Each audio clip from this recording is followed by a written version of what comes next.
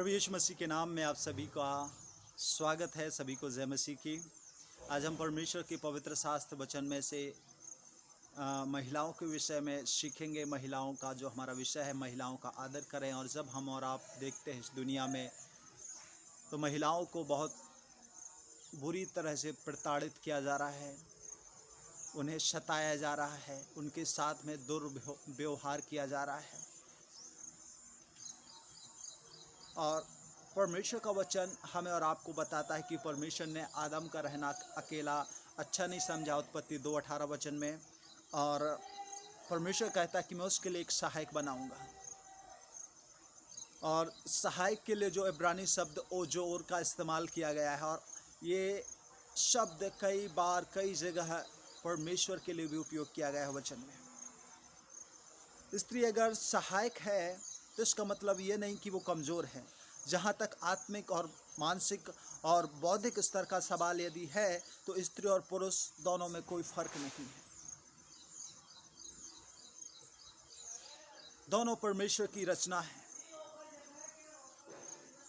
लेकिन केवल यदि हम देखें, स्त्री के शारीरिक शरीर को बनावट अलग है। इस कारण से स्त्री केवल शारीरिक तौर पर भिन्न है पुरुष से।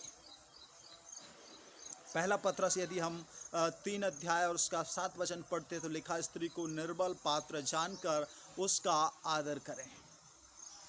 आज हम और आप जब सुनते हैं मणिपुर के विषय में, जो कुछ हुआ वह पुरुषों के ऊपर एक कलंक है, हम सब के ऊपर एक कलंक है।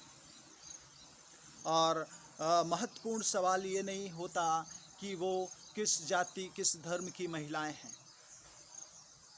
और हमें इस बात पर भी गौर नहीं करना चाहिए कि वो किस जाति किस धर्म की किस स्तर की कौन से धर्म की महिलाएं हैं।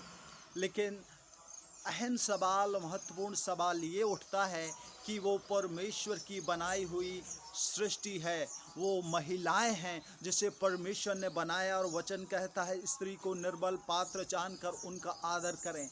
और आज वही मनुष्य जिससे परमेश्वर ने जिस स्त्री को सहायक रूप में हमें और आपको दिया था, आज वही पुरुष उसको प्रताड़ित या उसके साथ बदसलूकी या उसके साथ बुरा व्यवहार कर रहे हैं। ये हमारे और आपके लिए कलंक की बात है, और हमें इससे उभरना है। और इसीलिए महत्वपूर्ण सवाल ये हो जाता है कि स्त्री परमेश्वर की बनाई हुई सृष्टि है। मुख्य बात है कि महिला है, और बाइबल ये बताती है कि उनकी इज्जत, उनका मान, उनका सम्मान होना चाहिए। लेकिन आज हम दुनिया में देखते हैं, आज जब हम न्यूज़ में जब हम वीडियो क्लिप देखते हैं, तो हमें यह बात जो परमेश्वर जो इच्छा रखता है वह दिखाई नहीं देती। हमें और आपको दिखाई देती है उनके साथ में गलत व्यवहार किया जा रहा है, उन्हें प्रताड़ित किया जा रहा है, उनके ऊपर उन्हें कई ऐसी बातों से, ऐसी चीज़ों से उन्हें बहुत बुरा उनके ऊपर व्यवहार किया जा रहा है, जो हमारे और आपके लिए एक बहुत बड़ा श्राप है, पाप है हमारे ऊपर। हमें सोचना है। बाइबल बताती है, जैसे पहला पत्रस 3:7 में, कि स्त्री को निर्बल पात्र जानकर उनका आदर करें, उनकी इज्जत करें, उनका सम्मान करें। लेकिन आज ऐसा नहीं हो रहा है। महिलाओं के हक में हम सबको आवाज़ उठानी चाहिए थी।